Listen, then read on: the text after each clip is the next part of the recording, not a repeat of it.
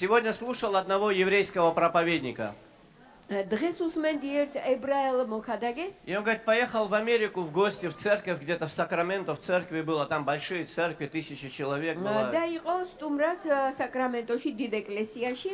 И все такие серьезные очень люди, знаешь, радуются, но серьезно და радуются. ძალიან სერიოზული ხალხი იყვნენ, უხარუდეთ, მაგრამ სიხარულსაც сериозულად И говорит, გამოხატავდნენ. идет один такой серьезный человек, очень серьезным, таким хмурым лицом, говорит мне, Христос воскрес. და მოდის ასეთი სერიოზული ადამიანი, ესეთი სერიოზული სახით და მეუბნებოდ წარბებს შეკრული, რომ ქრისტე Я, აღსდგა. говорит, решил его шокировать и говорю ему, а что мне с этого? და მე გადავწყვიტე, რომ შოქში ჩამებდე და ვკითხე, მე რა ამის გამო? Тот говорит, не понял. და მან თქვა, ვერ გაგიგე. Но, говорит, я еврей. მან თქვა, მე ებრაელი ვარ. Я сразу пытаюсь понять, какая мне польза от чего-то. და იმ წუთში იმას ვფიქრობ, მე რა სარგებელი მაქვს ამისგან. Вот ты мне сейчас сказал, что Христос воскрес. И что с этого для меня? და ეხლა შენ მითხარი, რომ ქრისტე აღსდგა და მე რა სარგებელია Вот и ამის? что ты получил, что Он воскрес? აი შენ რა მიიღე Он იმის говорит, გამო, ну რომ как, Он ქრისტე мне грехи აღსდგა? простил, там, მან მეცოდვები მაპატია, спас меня. გადამარჩინა, Он говорит, радость тоже дал? სიხარულიც მოგცა? Да, дал. კი Ну მომცა. тогда улыбайся. Чё მაშინ ты? გაიღიმე. Если Христос воскрес, это что-то значит для нас. თუ ქრისტე აღსდგეს, რაღაცას ნიშნავს ჩვენთვის. Вы знаете, я понял, что Бог не совершает чудеса для того, чтобы кого-то развлечь этим. მე მივხვდი, რომ ღმერთი სასწაულებს იმისთვის არ აკეთებს, რომ ვიღაცა Бог გაართოს. вообще ничего не делает просто так. У него смысл во всем. და ღმერთი საერთოდ უბრალოდ აზრის garaში არაფერს არ აკეთებს. У него ყველაფერში есть всегда თავისი есть აზრი цели, აქვს. и он этих целей достигает. მას აქვს მიზნები და ის ამ მიზანს აღწევს. И вы знаете, что у Бога есть что-то в сердце, что мы должны знать. და იცით ღმერთს აქვს გულში რაღაც და ჩვენს უნდა ვიცოდეთ. Моисей это говорил народу Божьему. მოსე უბნებოდა ამას Он говорил, ხალხს. знай, что Господь, Бог твой, любит тебя. იცოდე რომ შენს უფალ ღმერთს შენ უყვარ ხარ. Бог любит тебя. ღმერთს შენ უყვარ ხარ. Для многих людей Бог это кто-то, кто, знаешь, как запустил этот мир как моторчиком. Он крутится, и дальше уже будь что будет. მრავალი ადამიანისთვის ღმერთი გავს ძრავას, რომელიც ერთხელ ღმერთმა აამუშავა და მიუშვა თავის ნებაზე. Есть целые философские околохристианские школы, არის ბევრი ფილოსოფიური სკოლები ქრისტიანობასთან, ასე ვთქვათ, გვერდზე ასოცირებული. которые утверждают, что Бог на самом деле, Он, конечно, творец мироздания, но Он не участвует в мелочах, которые происходят в этом мироздании. რომლებიც ამბობენ, რომ რა თქმა უნდა ღმერთი ყველაფრის შემოქმედია, მაგრამ შემდეგ იმის მერე რაც შექმნა, აღარ მონაწილეობს მათ ცხოვრებაში. Если бы Бог не участвовал в этих мелочах, ღმერთი რომ მონაწილეობას არ ღებულობდეს ამ Он бы წვრილმანებში, не исцелил больных, которых Он исцелил. ის არ განკურნავდა ავადმყოფებს, რომლებიც განკურნა. Он бы не накормил эти 1000 людей, которых Он накормил. იმ ათასობით ადამიანს არ დააპურებდა, ვინც დააპურა. Если бы Бог не вникал в эти мелочи, ღმერთი რომ არ უღრმავდებოდეს აი ამ წვრილმანებს, ни тебя, ни меня сегодня бы здесь не было. არც შენ და არც მე აქ არ ვიქნებოდით. Мы все являемся результатом проникновения Бога в нашу жизнь. ჩვენ ყველანი ვართ შედეგი იმისა, რომ ღმერთი, ესე იგი, დაინტერესებულია ჩვენით. Ты знаешь, Бог каждого из нас вел к себе. ღმერთი ყოველ ჩვენგანს თავისკენ, ღმერთს ყოველი ჩვენგანი თავისკენ მიყავდა. Вчера мы с женой разговаривали о чем-то. გუშინ მე და მეუღლე რაღაცაზე И ვსაუბრობდით. я вспомнил еще один случай, как Бог спас меня от смерти, когда я был ребенком. და მე გამახსენდა შემთხვევა, როგორ გადამარჩინა ღმერთმა ჯერ კიდევ ბავშვობაში. В моей жизни было несколько ситуаций, где я должен был, почти на 100% погибнуть. ჩემს ცხოვრებაში იყო რამდენიმე შემთხვევა, სადაც თითქმის 100%-ით უნდა მომკვდარიყავი. И Бог вмешивался в мою жизнь и что-то делал. და ღმერთი ერეოდა ჩემს ცხოვრებაში და რაღაცას აკეთებდა. Даже как-то сквозь мои глупости все равно старался меня спасти. ჩემი სისულელის მიუხედავად კი მაინც მიხსნიდა ხოლმე. Я тогда не понимал, что это такое. მაშინ არ მესმოდა რა იყო ეს. Я думал, это какая-то цепь случайностей. და ვფიქრობდით, რომ იყო შემთხვევითობების ჯაჭვი. Но однажды эта цепь, она меня привела в церковь. ერთხელაც აი ამ ჯაჭვმა მე ეკლესიაში მომიყვანა. И я понял, что это не я пришел, это он меня привел. და მე მივხვდი რომ მე კი არ მოვედი, მან მომიყვანა. Я вообще не искал Бога. მე საერთოდ არ ვეძებდი ღმერთს. Вдруг что-то начало говорить во мне, უცებ რაღაცამ დაიწყო ჩემში ლაპარაკი, помимо меня. ჩემს გარდა. Как будто бы кто-то вкладывал мысли в мою голову. თითქოს ვიღაცა აზრებს დებდა ჩემს თავში И так стал я верующим. და ასე გავხდი მორწმუნე. И поэтому я думаю всегда, და ამიტომ მე ყოველთვის ვფიქრობ, то, что Бог делает в этом мире, რომ იმას, რასაც ღმერთი ამ წუთის სოფელში აკეთებს, Он делает с очень определенными целями. გარკვეული მიზნებით აკეთებს.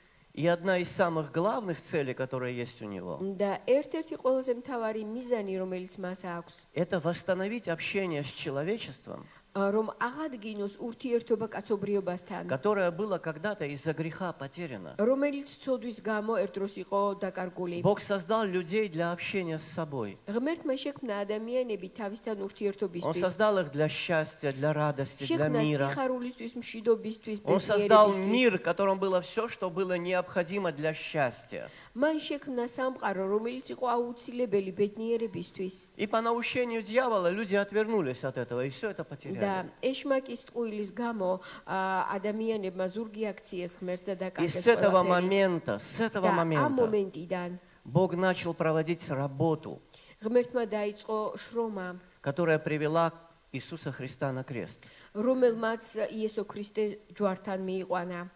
Эта жертва была искуплением за наши грехи. ეს მსხვერპლი იყო ჩვენი ცოდვების გამოსასყიდი მსხვერპლი. И поэтому воскресение, და ამიტომ აღდგომა оно тоже является важнейшей и неотъемлемой частью этого плана. არის ძალიან მნიშვნელოვანი ნაწილი ჩვენი გამოსყიდვის Я გეგმისა. сегодня хочу сказать, почему воскресение Христа для меня праздник. მე დღეს გეტყვით თუ რატომ არის ქრისტეს აღდგომა ჩემთვის Почему мое დღესასწაული. сердце отзывается на эти слова «Христос воскрес». რატომ პასუხობს ესე იგი ჩემი გული ამ სიტყვებს ქრისტე აღსდგა.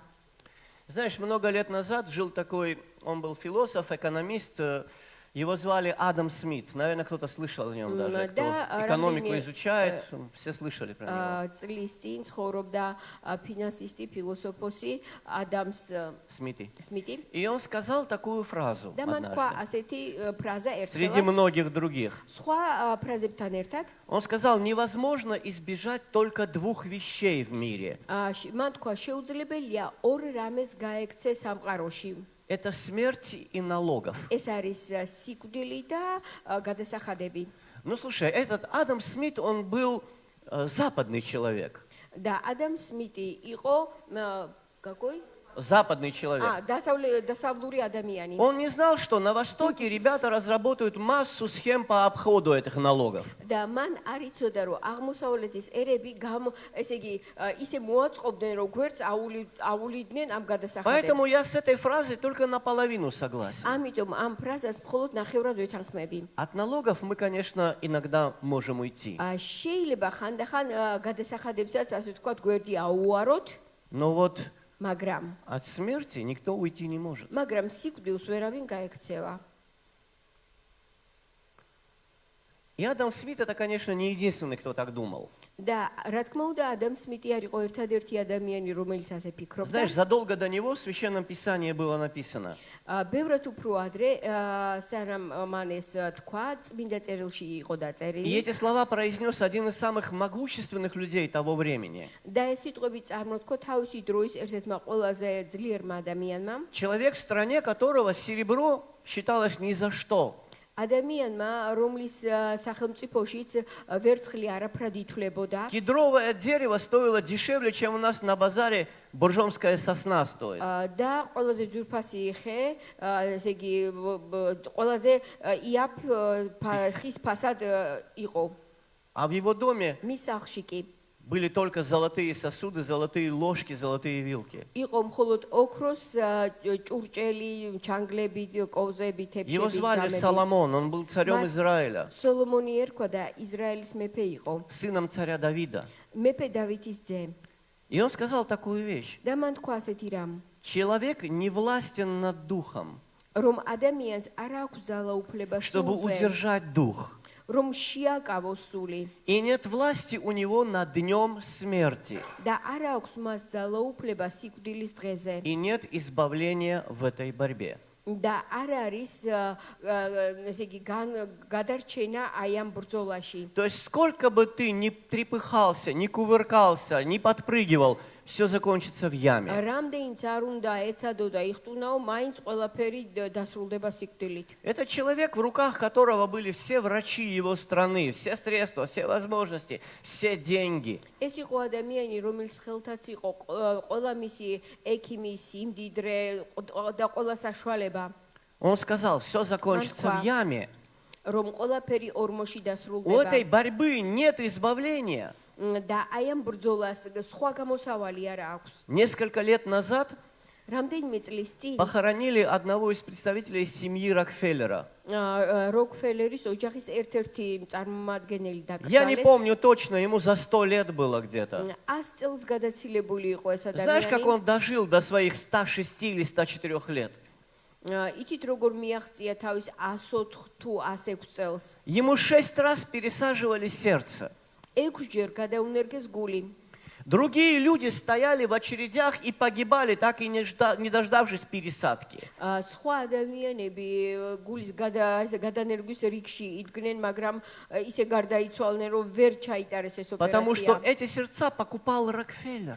იმიტომ რომ ამ გულებს როკფელერი ყიდულობდა. А как расстаться с такой жизнью? და როგორ უნდა, ასე თქვათ, ესე იგი, დატოვო ასეთი ცხოვრება. Но в этой борьбе нет избавления. მაგრამ ამ ბრძოლაში სხვა გამოსავალი არ არის. Он все равно умер. მაინც გარდაიცვალა. Как депрессивно, правда? როგორი депрессიული რამ И არის. Священное Писание тоже говорит, нет избавления в этой борьбе. და წმინდა წერილიც გვეუბნება, რომ აი ამ ბრძოლაში არ არის სხვა გზა. Тогда какой გადარჩენა. смысл вообще во всей და этой жизни? მაშინ საერთოდ რა აზრი აქვს მთლიანად ამ Вообще, зачем ცხოვრებას? всё это? ყველაფერი საერთოდ რისთვის არის? Ты знаешь, к 20 годам я был почти алкоголиком. 20 წლისთვის თითქმის ალკოგოლიკი ვიყავი. Я столько пил, იმდენს ვავდი я столько курил всего подряд. და იმდენს ვეწეოდი ყველაფერს. Моя мать была в ужасе. დედაჩემი იყო ძალიან შეწუხებული. Она уговаривала, сынок, пожалуйста, не მეუბნებოდა, нужно. შვილო, შეჩერდი, არ არის საჭირო. И она не могла меня და остановить. ვერ მაჩერებდა.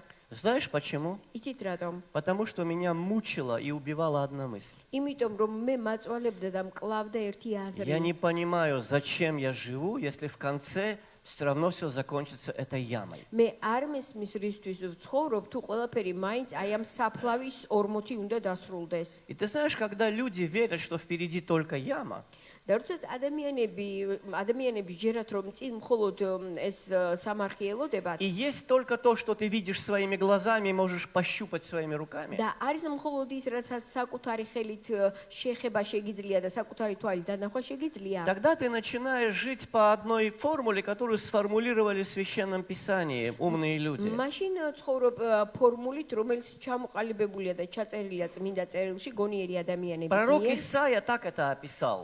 ესაია წინასწარმეტყველმა ასე აღწერა. Будем есть и пить, потому что умрем. ვჭამოთ და ვსვათ, იმიტომ რომ მოკვდებით. Нет, Исаия сам так не думал. ესაია თვითონ ასე არ ფიქრობდა. Он описывал определенную категорию людей, აღწერდა გარკვეული ადამიანების ჯგუფის которые აზროვნებას, не имели веры Бога რომლებსაც არ ჰქონდათ ღმერთის რწმენა и поэтому не находили никакой другой причины жить. და ამიტომ ვერ ხედავდნენ ვერავითარ მიზანს რომ Вот ეცხოვრათ. я здесь и сейчас. აი მე ახლა აქ ვარ, Вот ამ вокруг меня ადგილას. проплывают хорошие вещи, хорошие აი возможности. ჩემს ასე იგი გვერდში ასე ვთქვათ ჩამივლის სხვადასხვა ბევრი კარგი რამ. Я не упущу ни одной из არც возможностей. ერთ შესაძლებლობას ხელიდან არ გაუშვებ. Какая разница, что это стыдно? რა მნიშვნელობა აქვს რომ ეს Какая სამართლოა? разница, взял я чужое или свое? რა მნიშვნელობა აქვს ჩემი ავიღე თუ სხვისი ავიღე? Мы завтра все умрем, и об этом никто не вспомнит. ხვალე მაინც ყველა მოკვდება და ასე დასრულდება. И ты знаешь, большинство людей в этом мире, они живут именно так. და ამ წუთის სოფელში ადამიანთა უმრავლესობა ასე ცხოვრობს.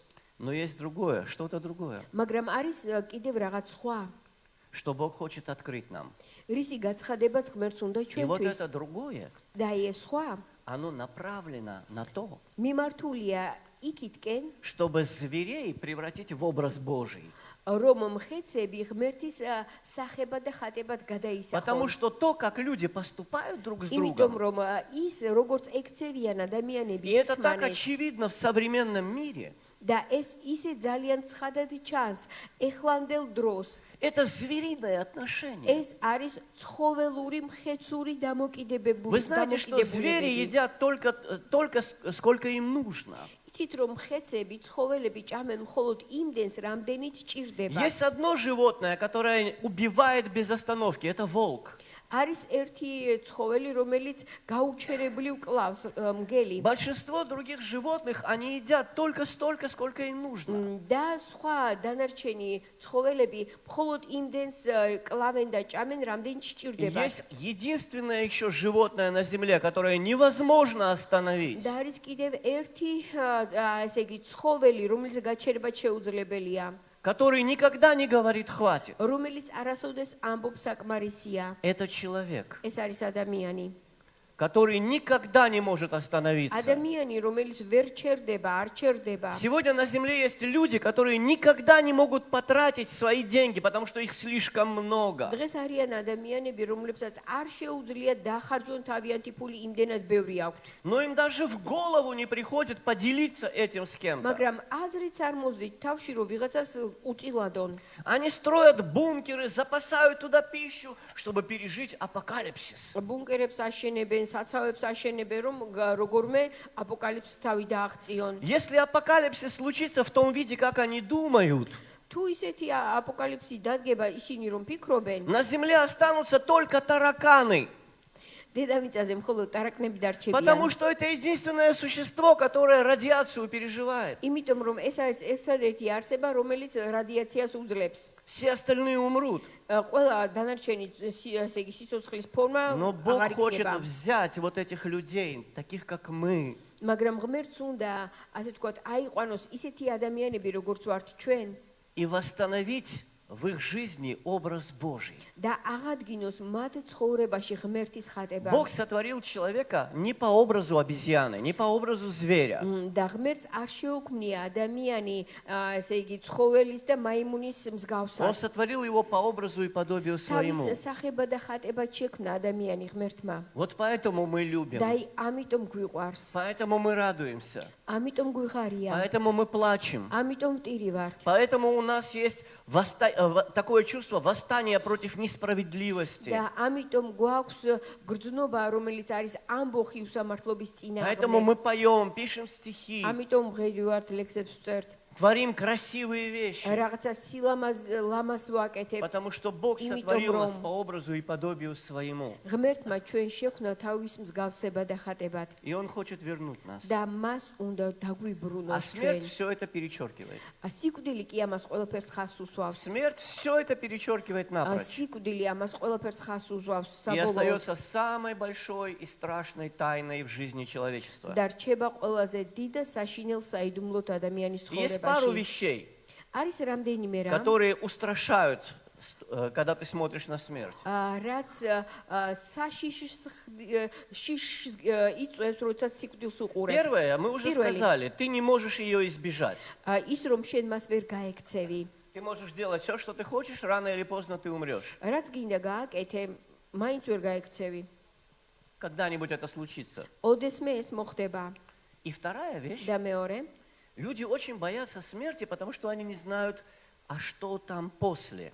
ადამიანებს ძალიან ეშინიათ სიკვდილის, იმიტომ რომ არ იციან რა არის სიკვდილის მიღმა.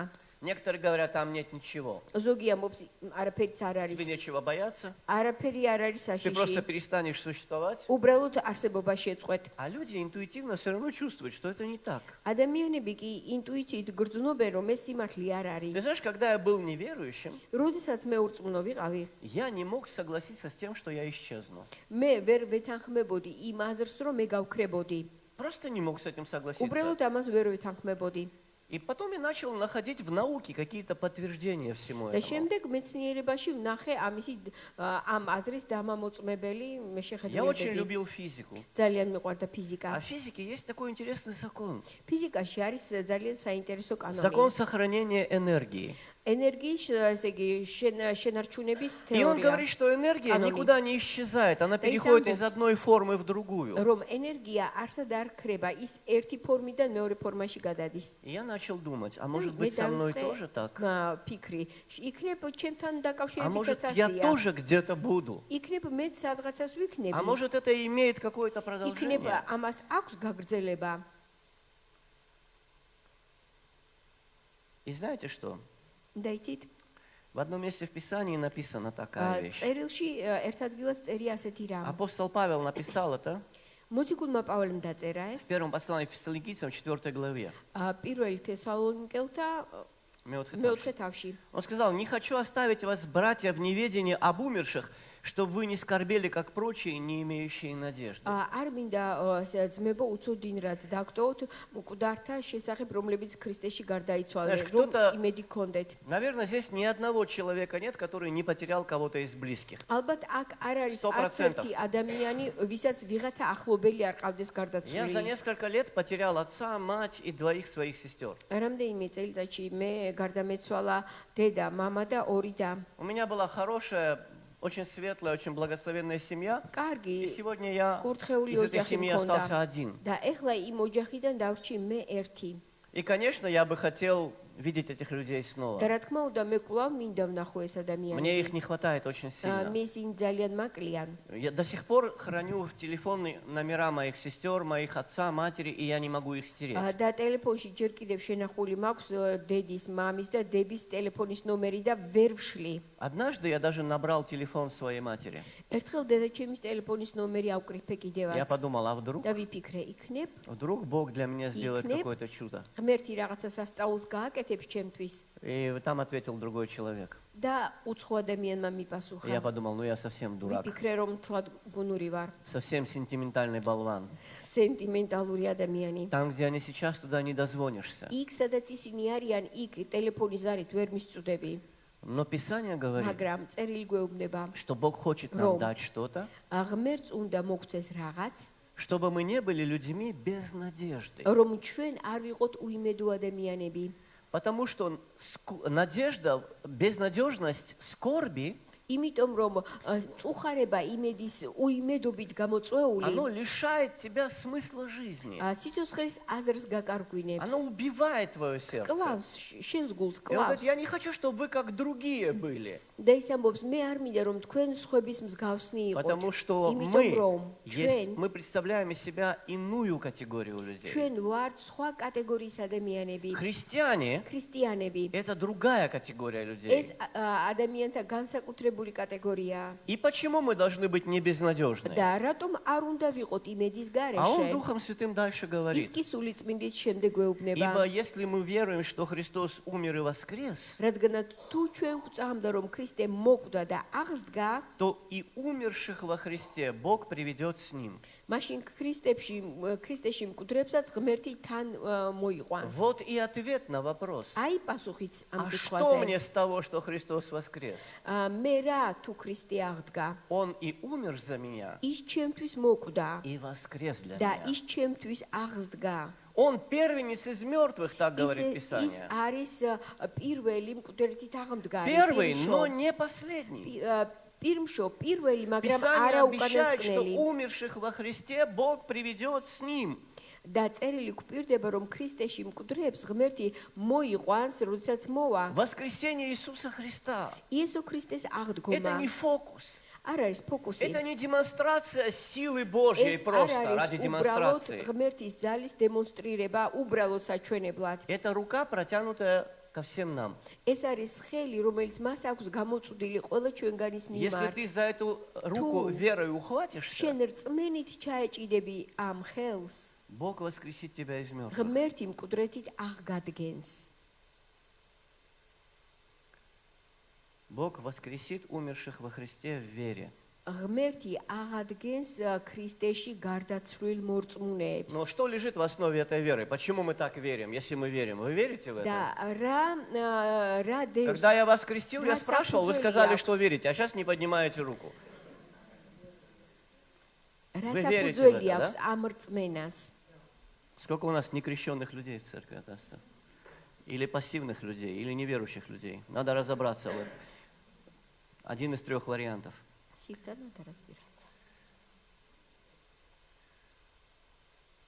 Почему мы верим в это? Во-первых, задолго, прежде чем это произошло, это было пророчески предсказано в священных писаниях, что Мессия должен воскреснуть из мертвых. Много есть мест. Мое любимое.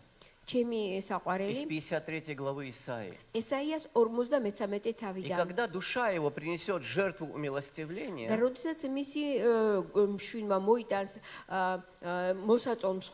он узрит потомство долговечное. И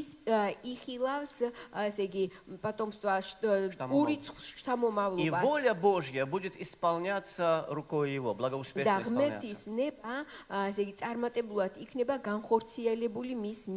Его душа принесет жертву умилостивления. Но он вернется, чтобы смотреть на то, что эта жертва принесет. На всех потомков, на всех, кто последует его вере, кто последует за ним. Это было обещано раньше, чем он родился. Сам Христос во время своего служения на земле воскрешал мертвых людей. Мы знаем о 3 зафиксированных в Священном Писании случаях. Это сын вдовы из города Наин.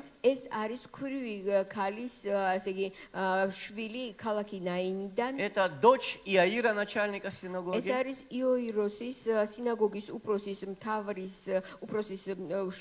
И это Лазар, о котором мы говорили в прошлый раз.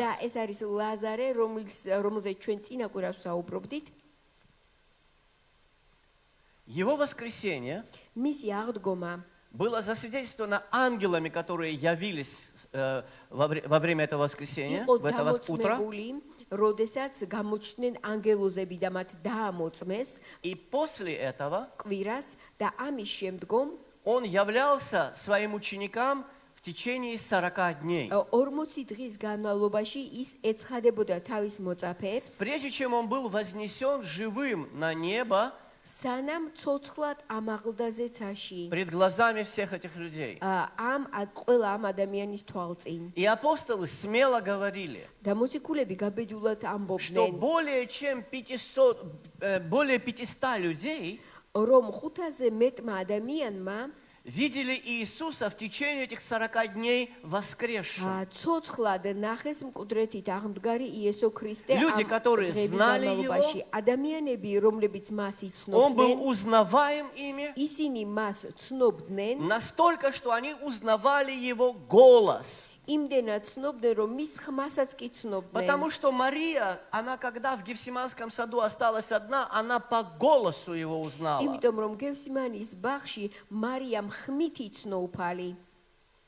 Он являлся верующим, после этого изменяя их жизнь. Один из самых ярких примеров – это Саул, которому Бог явился, когда он шел гнать церковь в Сирии, в Дамаске. И он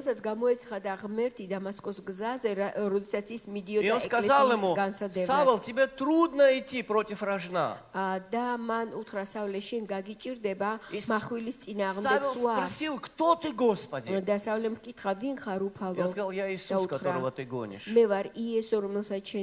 И жизнь человека развернулась на 180 градусов. И ты можешь сказать, что это показалось, это причудилось, это сказка. Я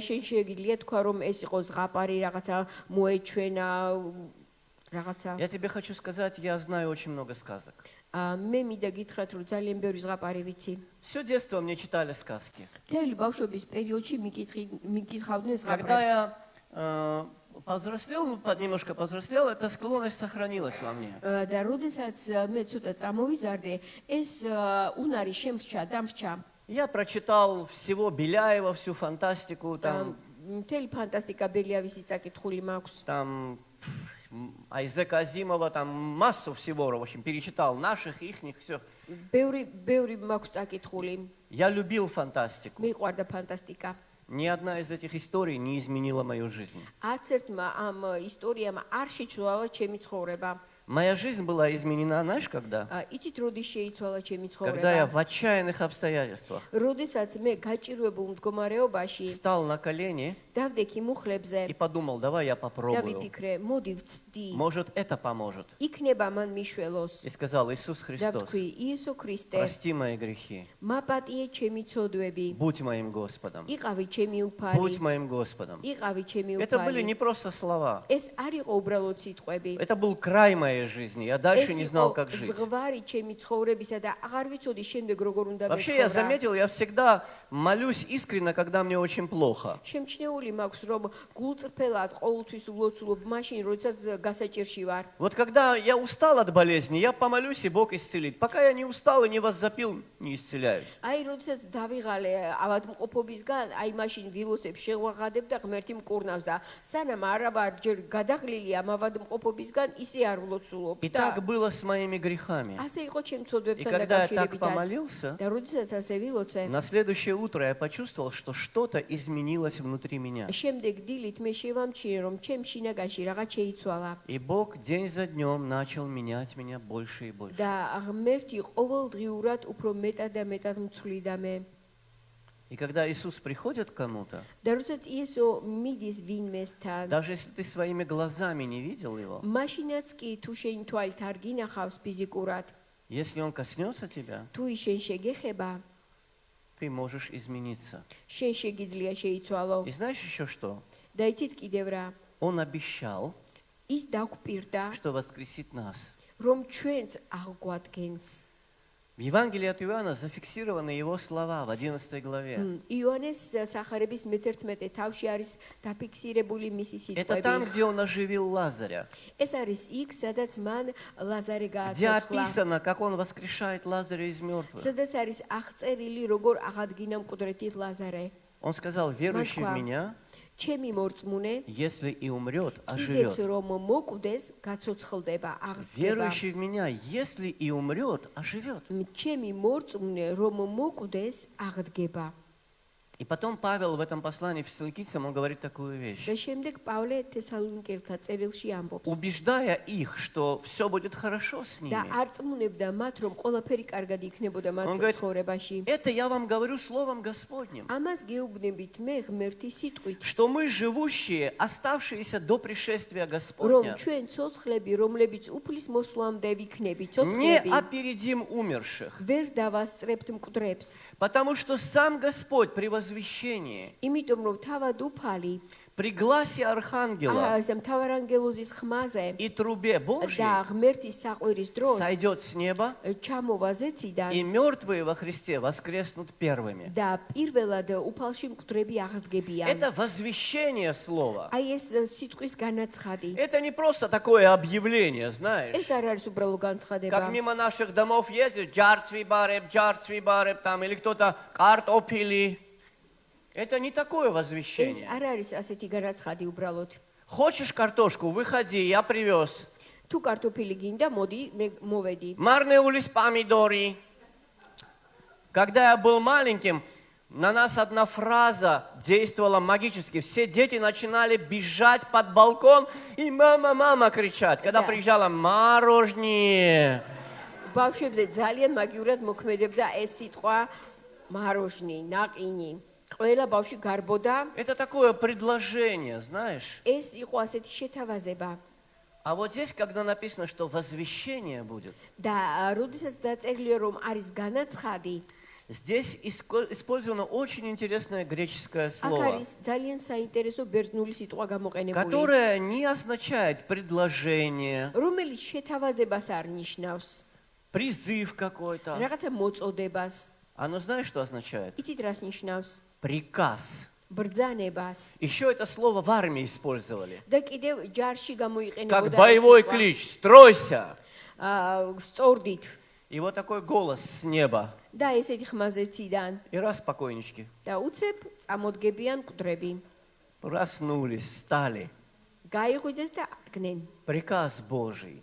ღმერთის ბრძანების Ты შედეგად знаешь, в одном месте сказано, если Бог заговорит, кто не будет трепетать тогда? ერთ ადგილას დაწერილია თუ ღმერთი და როცა ღმერთი დაილაპარაკებს ვინ არ Мы ათრთოლდება можем на человеческие слова реагировать по-разному. შეიძლება ადამიანურ სიტყვებზე სხვა რეაგირება კონდეს Но ჩვენ придет день, когда с неба такой голос раздастся, მაგრამ დადგება ის დღე და ზეციდან ისეთი ღმერთის ხმა ისე который გაისმის откроет все могилы, რომელიც გახსნის ყველა который სამარხს оживит иссохшие кости, და გაცოცხლებს გამხმარძლებს оживит тебя даже если от тебя ничего не осталось. მაშინაც გაგაცოცხლებს თუ შენგან არაფერი იქნება დარჩენილი Потому что создавший тебя один раз, იმიტომ რომ მან რომელმაც ერთხელ შეგქმნა შენ он знает, какой ты. მან იცის შენ У როგორი него все ხარ сохранено, все записано. მას ყველაფერი ჩაწერილი აქვს Он восстановит тебя до შენახული деталей. აქვს деталება Ты ბამდე будешь აღგადგენს узнаваем, как был узнаваем воскресший Христос.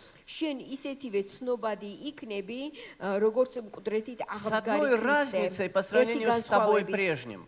ერთი განსხვავებით როგორიც ხარ ახლა Больше не будет греха в твоем сердце, სოდვა აღარ იქნება შენს გულში и ты больше никогда не умрешь. და შენ აღარასოდეს მოკვდები Вот то, что обещает нам აი Господь. რას გვპირდება ჩვენ უფალი Когда Он придет, როდესაც ის მოვა раньше, чем Он будет свое царство на 1000 лет основать на этой земле, სანამ დააფუძნებს 1000 წლიან თავის раньше, чем Он будет სამეფოს разбираться со своими врагами, სანამ თავის მტრებს გასცემს раньше, чем პასუხს кого-то будут ловить, сажать, сковывать и бросать в огненное озеро, იქამდე სანამ ესე იგი შებუჭავენ დაიჭერენ და ვიღაცას ცეცხლოვან ტბაში ჩააგდებენ Он первым делом сделает პირველ одну очень რიგში важную вещь. ერთ ძალიან მნიშვნელოვან რაღაცას გააკეთებს Он позовет тех, которые так давно его ის ждали. მოუხმობს მათ ვინც ამდენ ხანს დიდხანს ელოდებოდა А მას некоторые из них очень многим пожертвовали, чтобы его ზოგიერთმა дождаться. მათგანმა კი ძალიან დიდი ფასი გაიღო რომ მისი მოლოდინი ქონიყო Потом есть это слово «мертвые». შემდეგ არის ეს სიტყვა მკვდრები В некоторых местах Писания до этого и в других местах წმინდა წერილი სხვა ადგილებში Павел использовал греческое слово «коймао» такое, знаете. ბერძნული სიტყვა კოიმაუ გამოიყენა Оно, от него производит слово «кома». და Медицинский термин «кома». კომა ესე იგი სამედიცინო ტერმინი И აქედან это означает წარმოიშვა такое понятие, как сон. ნიშნავს დილს И очень часто, говоря о смерти, он использует это слово «сон». და ძალიან ხშირად როდესაც ლაპარაკობს სიკვდილზე იყენებს აი ამ სიტყვას Даже Иисус вначале, говоря о Лазаре, он сказал: друг наш Лазарь уснул, и я иду его разбудить. ლაზარეზეც კი რო ლაპარაკობდა იესო მან თქვა ჩვენ ესე იგი მეგობარმა ლაზარემ დაიძინა და მე მივდივარ რომ გავაღვიძო Но здесь, говоря о воскресении мертвых, о последнем воскресении мертвых, როდესაც ლაპარაკია ესე იგი მკვდრების აღდგენაზე Дух Святой дает Павлу использовать другое слово. სულიწმინდა პავლეს აძლევს სხვა სიტყვას რომელსაც ის იყენებს Это слово звучит так: некрос. და ასე ნეკროს ასე ჟღერს И это, вы знаете, если вы с медициной чуть-чуть знакомы, некроз, что такое? Знаете, და да? თუ медицинასთან რაღაცა Это კავშირი когда გაქვს ткани начинают умирать, отмирать. Некроз ткани начинается. ნეკროზი ესე იგი როდესაც კვდება ეს სხვადასხვა И когда у пациента начинается ორგანოები некроз, там врач не находит ничего, кроме того, чтобы отрезать эти мертвые ткани. და როდესაც ნეკროზი ეწყება ავადმყოფს ერთადერთი გამოსავალი რომ ეს ქსოვილი ჩამოაჭრას და ჩამოაჭრას И вот здесь, в библейском контексте и в греческом языке, და ბერძნულში ორიგინალში это слово «некрос», оно больше не означает спящего человека. ნეკროს სიტყვა არ ნიშნავს მძინარეს Оно означает покойника, ნიშნავს მკვდარს означает труп, ცხედარს то есть стопроцентного покойника. 100%-ით მკვდარს Почему это важно? რატომ არის ეს Потому что მნიშვნელოვანი? некоторые люди, либеральные теологи, это знаешь, какие неверующие верующие. და ზოგიერთი ლიბერალური მორწმუნეები, ასე ვთქვათ, მორწმუნეები, რომლებიც ურწმუნოები არიან Они ფაქტიურად, говорят, ну на Амбобен. самом деле, ты знаешь, этот сын наинской вдовы, он в коме был, Иисус его разбудил. სინამდვილეში ნაინის, ასე იგი, ქალაქ ნაინის ნაინში მყოფი ქრივი ქალის შვილი, მკვდარი კი არ იყო, კომაში იყო და იესომ Дочь Яира, გააღვიძაო. она была в коме, он просто ее разбудил. იოიროსის გოგონაც მკვდარი არ ყოფილა, კომაში იყო და იესომ გააღვიძაო. А почему ее никто другой не мог разбудить? და სხვამ რატო ვერ გააღვიძა? Там люди орали, кричали, плакали, причитали. Девочка не проснулась. იროდა, ყვიროდა, მაგრამ არ გაუღვიძია იმ გოგონას. Пойди в реанимацию, где люди в коме, разбуди одного из них. წადი რეანიმაციაში, სადაც ხალხი კომაში არიან და ერთი მანც გააცოცხ Большинство родственников тебе за это спасибо скажут. და ნათესავების უმეტესობა მადლობას გეტყვის. Если только это не очень богатый человек, а они ждут наследства. თუ ეს ძალიან მდიდარი ადამიანი არ არის, ისინი კი აი ამ ელოდებიან რა დარჩებათ მის Тогда тебе спасибо никто не скажет. ამ შემთხვევაში სიმართლეს Но მადლობას არ разбудить человека в коме, это не... Давай, вставай, пошли домой. Так не бывает. მაგრამ ასე არ არის, რომ კომაში მყოფ ადამიანს ამიხვიდე და ადექი წავიდეთ, Люди გაიღვიძე. находятся в коме годами иногда. ზოგჯერ წლობით არიან ადამიანები კომაში. Я недавно прочел об одной истории, которая просто очень сильно тронула меня. ცოტა ხნის წინ ერთი ისტორია წავიკითხე და ძალიან Она შემეხო. очень неоднозначна, но вы не судите строго, потому что речь о человеке в отчаянии. ერთგვაროვანი არ არის ეს ისტორია, მაგრამ ნუ განსჯით, იმიტომ რომ მძიმე მდგომარეობაში იყო ეს В ადამიანი Америке ძალიან. был один мужик, и у него сын попал в автомобильную аварию и впал в кому. ამერიკაში იყო ადამიანი, რომლის შვილიც მოხვდა ავტოკატასტროფაში და ძალიან მძიმე მდგომარეობაში კომაში ჩავარდა ბავშვი И ბიჭი. этот человек верующий был, отец. და мама იყო მორწმუნე. И он молился, молился, ის молился, но ничего не ლოცულობდა და происходит. ლოცულობდა, მაგრამ არაფერი ხდებოდა. А там, знаешь как, не только там, это практически везде. Количество дней, которые тебе дают на аппарате, оно ограничено уровнем твоей страховки. Сколько там у тебя на страховом ესე იგი, счету лежит? აპარატზე რო არიან შეერთებული ავადმყოფები, განისაზღვრება იმ დღების რაოდენობა იმით, თუ როგორი დაზღვევა И გაქვს. они приходят в конце концов и говорят, знаете, вот ваши средства истекают, потом мы зафиксировали смерть мозга, в понедельник мы его отключаем, მიდიან попрощайтесь. და ეუბნებიან, რომ აი თქვენი ვადა, ასე ვთქვათ, ამოიწურება, ტვინის სიკვდილით დავაფიქსირე და აი ორშაბათს მობძანდით და ჩვენ И აპარატიდან вот они გამოვხდით. говорят это этому верующему და отцу, ეუბნებიან ამას ამ он их მორწმუნე умоляет, მამას. они говорят, нет, нет, ეხვეწება, извините. ექიმები კი უარს ეუბნებიან, И он бежит домой, ის მირბის სახში берет пистолет, იღებს პისტოლეტს. а в Америке почти у всех есть пистолет. ამერიკაში კი თითქმის ყველას აქვს И он закрывается в этой комнате с сыном. და შვილთან ერთად იკეტება იმ ოთახში. И он говорит, я და ამბობს, застрелю первого человека, который сюда войдет. მე ესე იგი ვესწრი პირველ ადამიანს. Если вы хотите отключить моего сына от аппарата. თქვენ გინდათ რომ აპარატი გაუთიშოთ ჩემ Он შვილს. молился долго, он в отчаянии. ის დიდხანს ლოცულობდა И და он кричит, он понимает, что сейчас полиция ворвется и все. და მანიცოდა ახლა შემოიჭრება И он პოლიცია და кричит დამთავრდება. Господу. და ის შეჰყვირის უფალს. И когда эти люди врываются, და როდესაც ეს ხალხი შევლენ, у сына появляется дыхание самостоятельное. შვილს სუნთქვა აღუდგა. Отец идет в тюрьму. მამა მიდის ციხეში, Он угрожал оружием. იმიტომ რომ იარაღით ემუქრებოდა, Но он не отдал своего сына. მაგრამ არ გასცა თავისი Скажи, შვილი. кто его разбудил? მითხარით ახლა ვინ გააღვიძა? Его несколько месяцев никто не мог разбудить. რამდენიმე თვე ვერავინ აღვიძებდა. Это сделал Бог.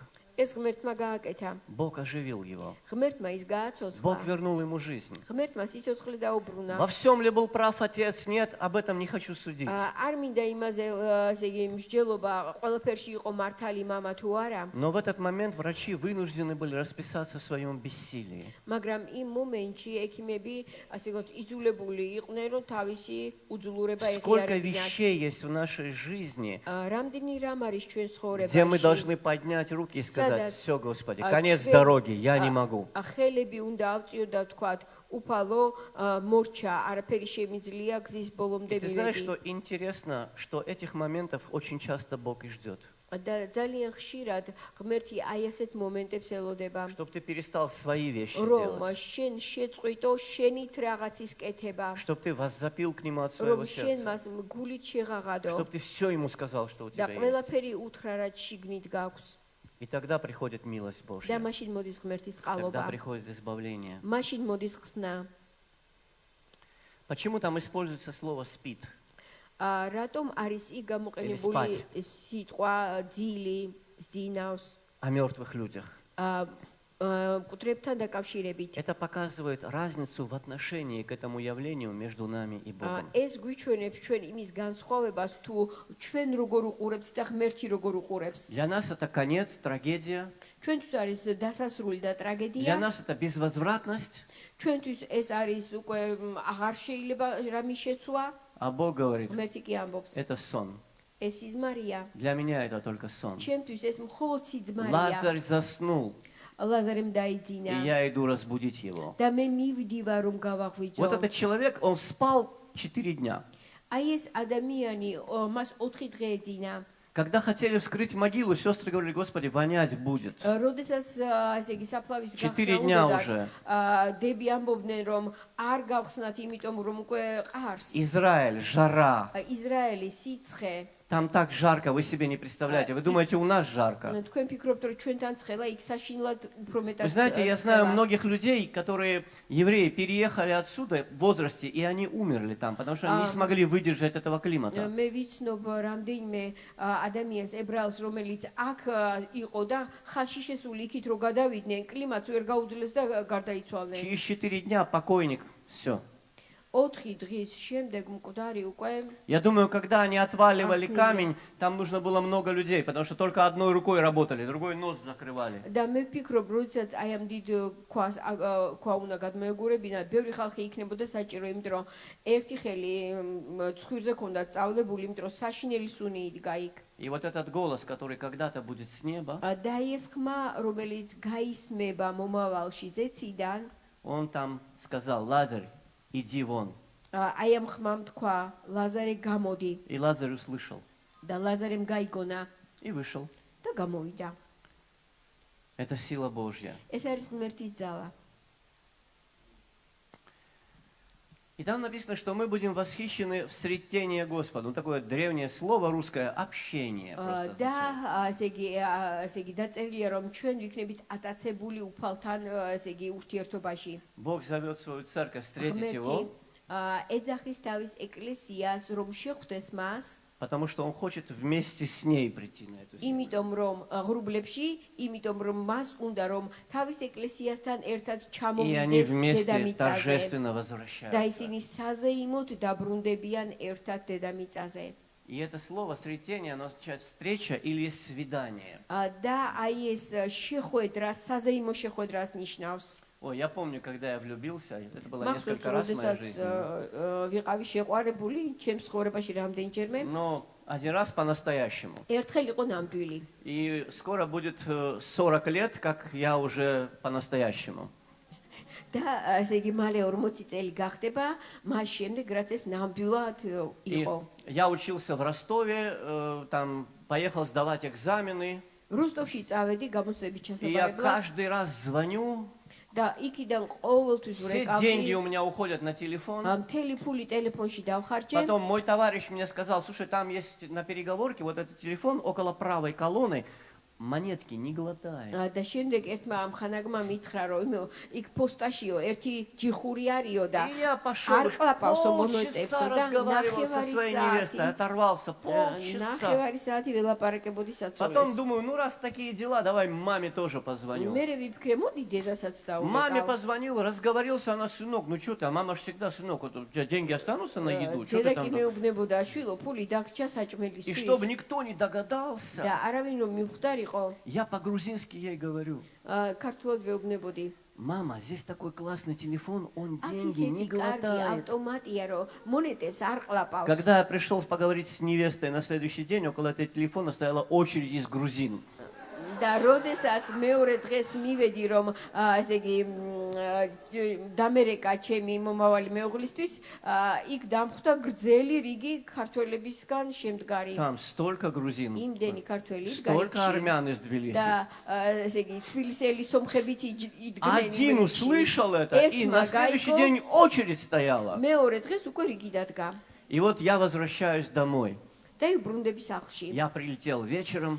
საღამოთი ჩამოფრინდი. Моя жена где-то на Бахтриевской на уроке у репетитора. და ესე იგი რეპეტიტორთან იყო ჩემი საცოლე. Ты что, я думаешь, жду до конца урока? თქვენ რა გგონიათ რომ გაკოთილის Я დამთავრებას бегу на базар, დაველოდე? покупаю такую охапку цветов. გავიქეცი ბაზარში დიდი თაიგული Бегу на ვიყიდე. Бахтриевскую, стою там Გავდივარ пару часов в Бахтриевზე. этом подъезде. იმ პადიესთან რამდენიმე საათი Вау, я ველოდები. жду. ველოდები. Это же должна прийти моя любимая. ჩემი საყვარელი ქალი უნდა მოვიდეს. Вот это называется свидание. აი ამას ქვია შეხვედრა. Мальчики, учитесь. ბიჭებო ისწავლეთ. Это называется свидание. ამას ქვია შეხვედრა. И Писание использует это слово, პაიმანი და ამას აი ამ სიტყვას იყენებს წერილი, когда говорит о том, что мы будем взяты Иисусом. რომ ჩვენ იესოს მიერ ვიქნებით Он ატაცებული, пригласит нас აყვანი. к себе на ის свидание. დაგვპატიჟდებს ჩვენ პაემაზე. Он хочет разделить эту славу возвращения со своей церковью. მას უნდა რომ დაბრუნების დიდება თავის ეკლესიასთან ერთად Мы გაიზიაროს. вернемся вместе с ним. ჩვენ მასთან ერთად დავბრუნდებით. И как мы вернемся? და როგორ დავბრუნდებით? Знаешь, чтобы на такую встречу отправиться, нужно быть готовым для этого. იმისათვის რომ ასეთ შეხვედრას დაესწრო, ასე ვთქვათ, მიხვიდე, გამზადებული უნდა Вот вы, наверное, იყოს. заметили, какие дети нарядные сегодня были? ხომ შეამჩნიეთ, როგორი მორთულები იყვნენ Потому что ბავშვები? сегодня особый день, сегодня იმიტომ რომ праздник. დღესასწაულია Вы, განსაკუთრებული наверное, დღეა. заметили, что я только 2 раза в год одеваю этот костюм тоже. ალბათ შეამჩნიეთ, რომ წელიწადში მხოლოდ ორჯერ მაცვია ეს Потому что კოსტიუმი. это особый костюм. Имитом У меня раз- мало денег, я не могу купить много костюмов. განსაკუთრებული კოსტიუმია.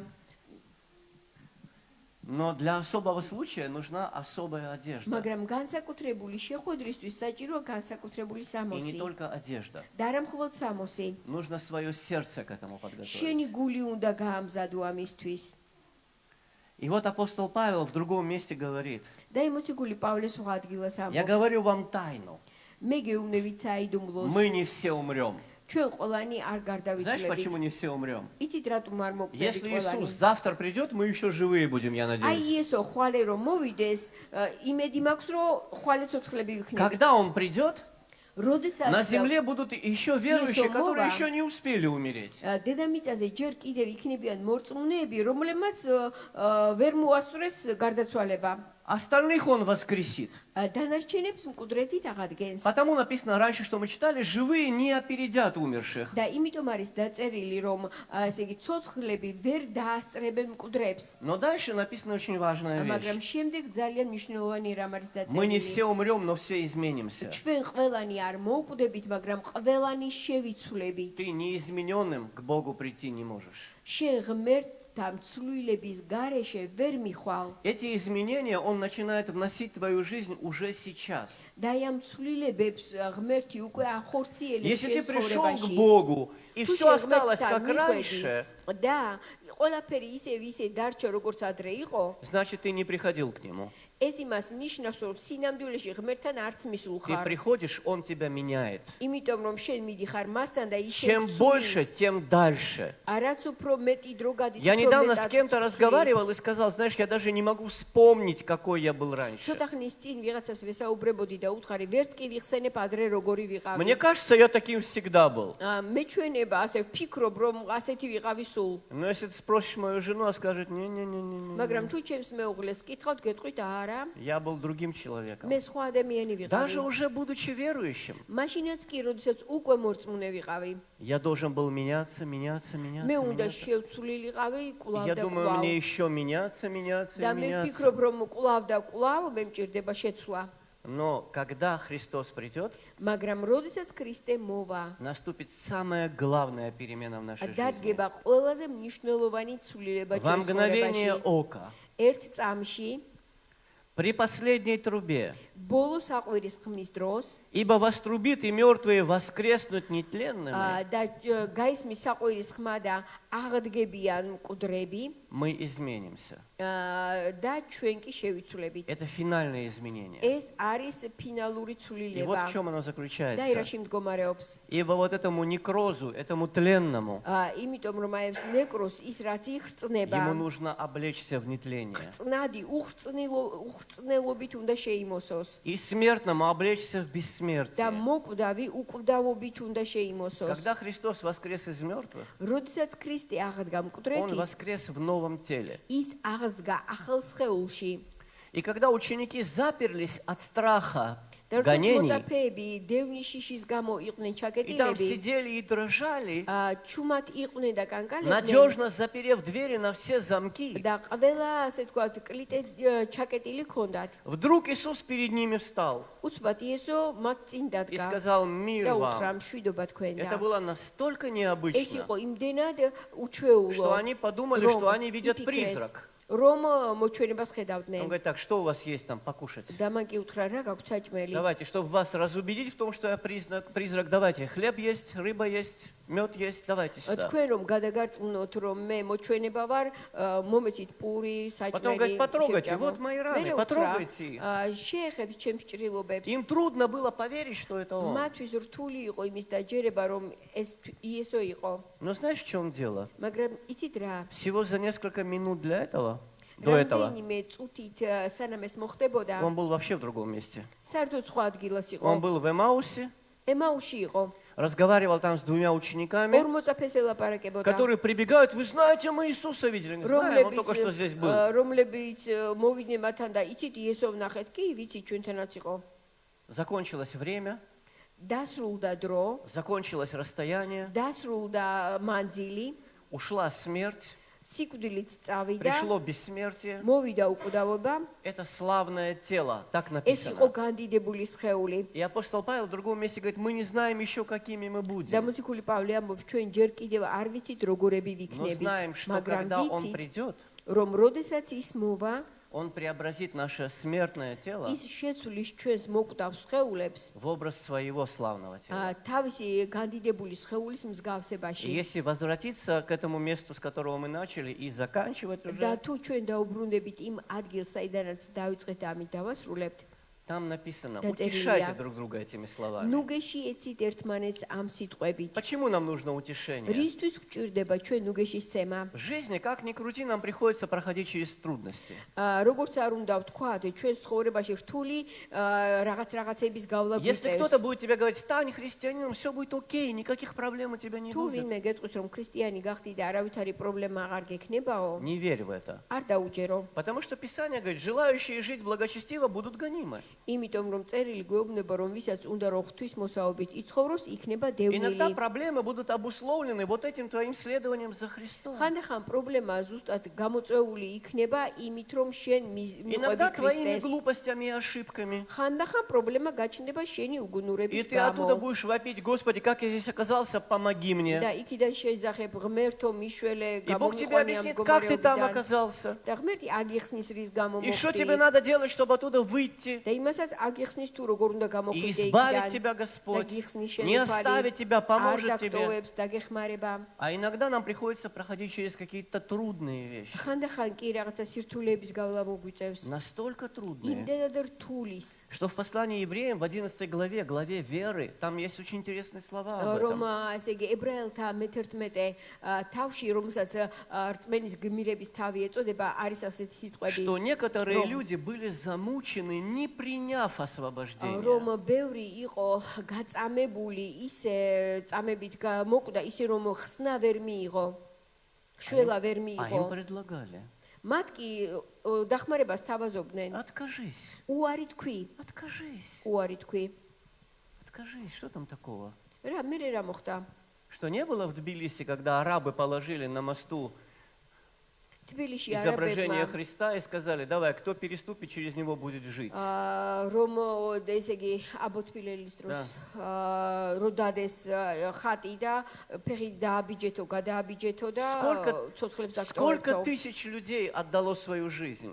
რამდენმა ათასმა დადო თავისი სიცოცხლე მაშინ. Что хочешь, говори про это. რაც გინდა თქვი? Да это только ამის икона, вот შესახებ. так пальчики მე რა держи, მარტო иди. ხატი იყო, აი თითები გადაგეჯვადრებინა და ისე Дело в том, что გადაგეჯებინა. для этих людей это не была просто ის икона. არის, რომ იმ ხალხისთვის ეს არ იყო უბრალოდ ხატი. Они должны были отречься от მათ Христа. ქრისტეზე უარი უნდა ეთქვათ აი ამ მოქმედებით. И они предпочли умереть. და მათ ესე იგი მიიღეს ის გადაწყვეტილება, რომ უარი Знаешь, ეთქვათ ამ почему? გადაწყვეტილებაზე, იმიტომ რომ Потому что они рассуждали так. ისინი ასე ფიქრობდნენ, Эта жизнь, ეს სიცოცხლე это не все, что меня ждет. არ არის ყველაფერი, რაც მე მელოდება. Здесь немножечко помучаюсь, აქ цотას გავიტანჯები, но в вечности не буду посрамлен. მაგრამ მარადისობაში შერცხვენილი არ ვიქნები. Ты знаешь, у Джека Лондона есть такой рассказ, я не помню название. ჯეკ ლონდონს აქვს ასეთი მოთხრობა, არ მახსოვს რა Они ქვია. путешествуют по Дикому Западу, какая-то группа людей на лодках, и вдруг их захватывают индейцы. მოგზაურობენ და იქ ინდიელების ჯგუფს დაიჭერენ. И там есть женщина с ребенком, და იქ არის ქალი და ბავშვი, там есть пастор იქ ხუცესიც и არის несколько охотников. და რამდენიმე И მონადირეც. эти охотники такие грубые люди, грубые шутки у них такие, ха-ха-ха, და იმ хи-хи-хи там. მონადირებს უხეში ხუმრობებიც აქვს და თვითონ Пастор так с осуждением на них смотрит, და ეს заблудшие грешники. პასტორი ზემოდან დაყურებს, ესე იგი ცოდვილები არიანო И их окружают индейцы. და ინდიელები შემოერტყმიან მათ გარს И говорят, და ამბობენ одна простая вещь. ერთი უბრალო რამ Отрекаетесь от Христа, უარი თქვით и ქრისტეზე вы идете. და თქვენ გზას აგრძელებთ. Почему они сделали им это предложение? რატომ შესთავაზეს ასეთი რამ? Потому что их вождь იმიტომ რომ მათი ესე იგი ბელადი когда-то был порабощен белыми людьми, იყო დამონებული ოდესღაც თეთრკანი насильно ადამიანების воспитывался в воскресной школе, не как наши дети, насильно. მას ძალად ატარებდნენ და ზრდიდნენ საკვირაო სკოლაში И когда он убежал оттуда, он мстил белым людям. და როდესაც იქიდან გამოიქცა თეთრკანიანებზე ესე იგი შურს იძიებდა И пастор და პასტორმა делает очень глубокое предложение духовное. ესე იგი ღრმა გადაწყვეტილება მიიღო ასე ვთქვათ Он говорит, братья мои, сестры мои, ჩემოდებო ძმებო мы можем отречься, ჩვენ შეგვიძლია უარი ვთქვათ а потом покаяться. და მე მოვინანიოთ Мы отречемся, а потом покаемся. ჩვენ ჯერ უარს ვიტყვით ქრისტეზე და მე У Бога მოვინანიოთ же милость есть. ღმერთი ხო Давайте მოწყალია отречемся, а потом покаемся. მოდი ჯერ უარი ვთქვათ და მე მოვინანიოთ Эти охотники, они повернулись и сказали, და მოუბრუნდნენ ეს მონადირები და უთხრეს сегодня мы узнали много интересного о религии. დღეს ბევრი გავიგეთ ჩვენ რელიგიის შესახებ Мы будем защищать эту женщину и ее ребенка. ჩვენ დავიცავთ ამ ქალს და მის შვილს И они защитили. და დაიცვეს Единственный, кто погиб, это пастор. და თუ ვინმე დაიღუპა ეს იყო ის С პასტორი него сняли скальп. სკალპი აძრეს А этих людей отпустили потом. და ის ხალხი კი განთავისუფლეს Ты знаешь, предательство, оно непростая вещь. გამყიდველობა არ არის იოლი და უბრალო რამ Даже если ты защищаешь свою собственную жизнь. მაშინაც კი თუ შენ სიცოცხლეს იცავ Люди настолько верили в Царство Божье. ადამიანებს იმდენად სჯეროდათ И სათასამეფოსი есть сегодня люди, которые настолько верят в Царство და Божье. დღესაც არიან ადამიანები რომელსაც ისე ძლიერ სჯერათ И სათასამეფოსი настолько его ждут, და იმდენად ძლიერად ელოდებიან что они не откажутся რომ от ისინი него არ იტყვიან მასზე უარს ради каких-то сомнительных выгод сегодняшнего дня. იმისათვის რომ რაღაცა საეჭვო სარგებელი მიიღონ დღევანდელ დღეს Мы живем в очень сложное время. ჩვენ ძალიან რთულ დროში Это ვცხოვრობთ время ставит нас перед выбором постоянно. და ეს დრო ჩვენ ყოველთვის არჩევნის წინაშე გვაყენებს И каждый компромисс небольшой, он влечет за собой еще больше компромисс. და ყოველ კომპრომის მოყვება კიდევ უფრო დიდი კომპრომისი Потихоньку, потихоньку, ნელა потихоньку. ნელა Мир пытается влезть в наше сердце. წუთისოფელი ცდილობს ჩვენს გულში შემოიჭრას Давайте будем помнить, მოდით გვახსოვთ ეს для того, чтобы мы жили, იმისათვის რომ ჩვენ ვიცოცხლოთ Христос умер. ქრისტე მოკვდა Для того, ჩვენთვის чтобы мы победили, Он воскрес. იმისათვის რომ ჩვენ გავიმარჯვოთ ქრისტე აღსდგა И Он ждет нас. და ის ჩვენ გველოდება. Побеждающий наследует все, Писание говорит. ვინც გაიმარჯვებს, ის დაიმკვიდრებს ყველაფერს. Побеждающий наследует все. ვინც გაიმარჯვებს, Нам დაიმკვიდრებს есть ради ყველაფერს. чего терпеть. ჩვენ გვაქვს მიზანი, რის გამოც უნდა დავითმინოთ. Если мы действительно верим. თუ ჩვენ ნამდვილად გვწამს. Если нам Бог нужен не только для сегодняшнего дня, თუ მარტო დღევანდელი დღისთვის არ გვინდა ღმერთი, не только для этого мира. თუ მარტო ამ სამყაროსთვის, ამ წუთისოფლისთვის არ გვინდა ღმერთი. Царство Божие ცათა სამეფო – это царство неба. არის ზეცის სამეფო. Оно придет когда-то сюда. ის ერთ დროს ჩამოვა Давай დედამიწაზეც. будем жить так, მოდი ისე ვიცხოვროთ, чтобы когда оно придет, რომ როდესაც ის მოვა, даже если мы на этот момент уже будем умершими, მაშინაც კი თუ ჩვენ ვიქნებით გარდაცვლილები, мы пришли бы вместе с Ним. ჩვენ ქრისტესთან, Давай მასთან встанем ერთად для молитвы მოვიდეთ. сейчас. მოდით ეხლა ლოცვისთვის წამოვდგეთ. Извините, я долго не говорил. ბოდის ვიხდი დიდხანს არ ვილაპარაკია. Отец, мы молимся во имя Иисуса Христа. მამა ვოცულობ იესო ქრისტეს სახელით. Мы благодарим Тебя, Господи Боже. გმადლობ ჩვენ უფალო ღმერთო. Благодарим Тебя за великую милость Твою. გმადლობ ჩვენი დიდი წყალობისთვის, За то, что Ты так возлюбил нас, რომ შენ ისე ძლიერ შეგვიყვარე, что отдал Сына Своего Единородного, რომ შენ გაეცი შენი მხოლოდ чтобы შობილიზე, всякий верующий რათა ყოველი მისი მორწმუნე не погиб, но имел жизнь вечную. არ დაღუპულიყო, არამედ ქონიყო И მარადიული Ты умер и სიცოცხლე воскрес, და შენ მოკვდი და აღზრდილი, чтобы мы теперь жили для Тебя, რომ ჩვენ Господь. ეხლა შენთვის Мы ვიცოცხლოთ. благодарим Тебя, გმადლობ ჩვენ, мы поклоняемся Тебе გეთაყვანებით ჩვენ, во имя Иисуса იესო Христа. ქრისტეს Аминь. სახელით. ამინ. Рождения тебя, с днем рождения тебя, с днем рождения наш пастырь, с днем рождения тебя, Раламазитлея, Ранателизея.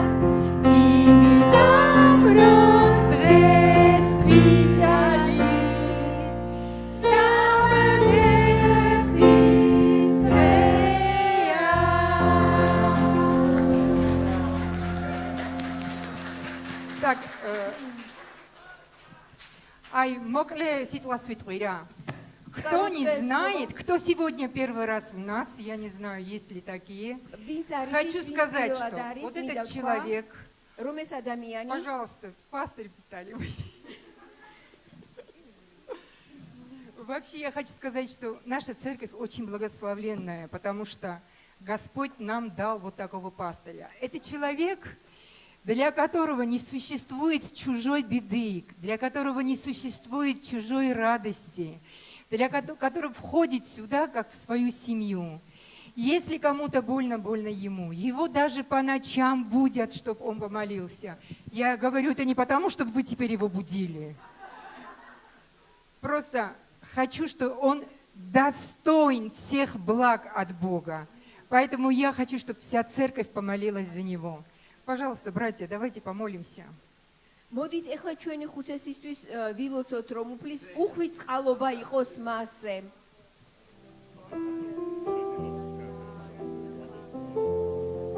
Вот это армия Божья.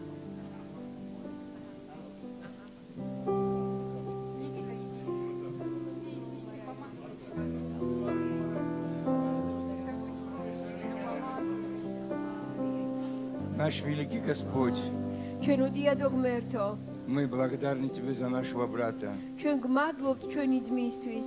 Благодарим Тебя за то, что Ты его нам подарил, Господь. გმადლობთ უფალო, რომ შენ ის ჩვენ გვაჩუქე. Он для нас благословение. ის ჩვენთვის არის კურთხევა И мы всегда радуемся, когда видим его, და ყოველთვის გვიხარია, როდესაც მას когда ვხედავთ. слышим его голос. როდესაც გვესმის მისი ხმა И мы понимаем, და Господь, ჩვენ გვესმის უფალო, что этот человек, он помазан Тобою, რომ Господь. ეს ადამიანი შენი И я прошу Тебя, გარისხებული. Господь, გთხოვ უფალო, чтобы Ты обильно благословил его, რომ შენ უხვად აკურთხო ის, чтобы Ты дал еще много лет ему жизни, რომ Господь, კიდევ მრავალი წლის სიცოცხლე чтобы он აჩუქო, всегда нас радовал своим რომ присутствием, ყოველთვის გვახარებდეს თავისი чтобы он ყოფნით всегда делился Словом Твоим, და შენ სიტყვას გვიზიარებდეს, которая всегда актуальна, რომელიც ყოველთვის которая აქტუალურია, всегда вовремя.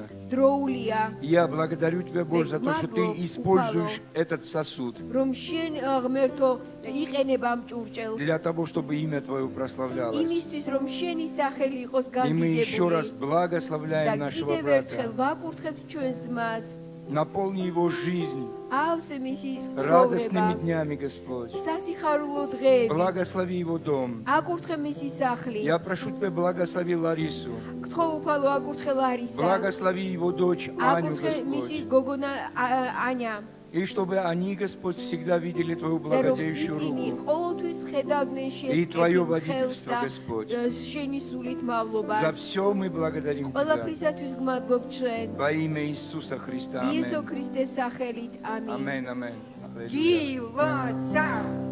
Гилаца! Гилаца! Спасибо большое, дорогие, მადლობა. точнее родные.